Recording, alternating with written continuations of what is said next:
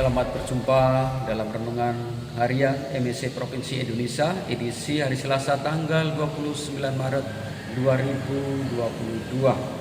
Bacaan kitab suci yang terenungkan diambil dari Nubuat Yeskiel bab 47 ayat 1 sampai 9 dan ayat 12, dan juga bacaan Injil Yohanes bab 5 ayat 1 sampai 16.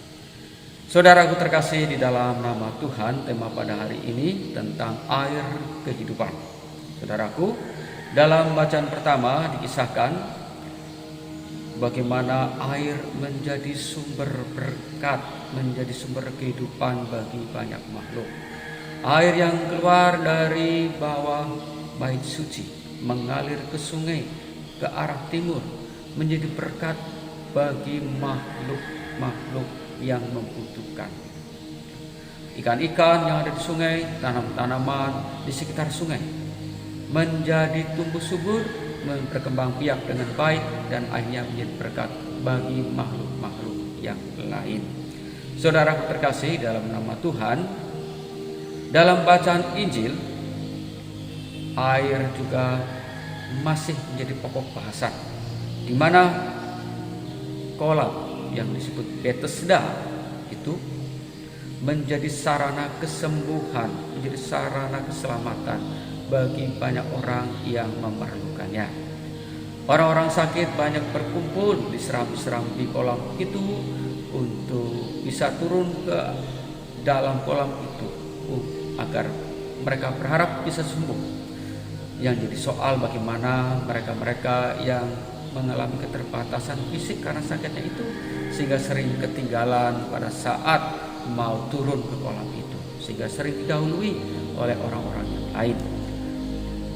Pada saat itu ada orang yang sudah 38 tahun mengalami sakit, dan orang itu memerlukan kesembuhan.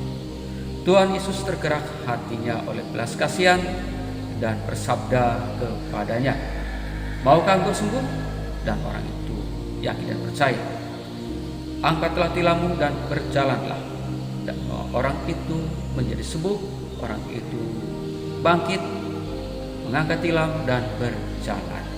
Saudaraku terkasih dalam nama Tuhan, iman, keyakinan, kepercayaan orang itu terhadap Tuhan Yesus Kristus itulah yang menjadi faktor utama orang itu mengalami kesembuhan. Mujizat Tuhan Yesus Kristus terjadi karena orang-orang di sekitarnya yakin dan percaya kepadanya. Saudaraku terkasih di dalam nama Tuhan, apa yang dilakukan oleh Tuhan Yesus Kristus itu juga hendaknya dilakukan oleh kita yang sudah dibaptis dalam nama Bapa, Putra, dan Roh Kudus. Dari dalam hati kita akan mengalir aliran-aliran air hidup manakala kita percaya kepadanya. Yohanes 7 ayat 38 dan Yohanes 4 ayat 14 itu bagaimana kalau kita yakin dan percaya kepada sabda dari Kristus, dari dalam hati kita memancar aliran-aliran air hidup terus-menerus sampai kepada kehidupan yang kekal. Dan aliran-aliran itulah yang menjadi berkat bagi kita orang-orang yang sudah terbaptis dalam nama Bapa, Putra, dan Roh Kudus, juga menjadi berkat bagi orang-orang di sekitar kita. Maukah kita menjadi saluran berkat? Maukah kita menjadi air kehidupan bagi makhluk di sekitar kita? Harusnya demikian. Apa yang sudah diteladankan oleh Tuhan Yesus Kristus hendaknya kita lakukan dalam kehidupan kita sehari-hari. Di manakah kita ditempatkan dalam pekerjaan, di manakah kita berusaha, entahkah di bagian hulu, entahkah di bagian hilir, hendaknya tetap menjadi saluran berkat bagi banyak orang. Saudaraku terkasih di dalam nama Tuhan, semoga bacaan pertama dan juga bacaan Injil pada hari ini menjadi inspirasi batin bagi kita sekalian, agar keberadaan kita dimanapun kita dikaryakan, dimanapun kita berkarya, dimanapun kita berada, menjadi rahmat kehidupan, menjadi rahmat kesembuhan bagi banyak makhluk, bagi banyak orang yang berdekatan dengan kita. Kehadiran kita menjadi saluran berkat bagi Allah untuk orang-orang yang membutuhkannya.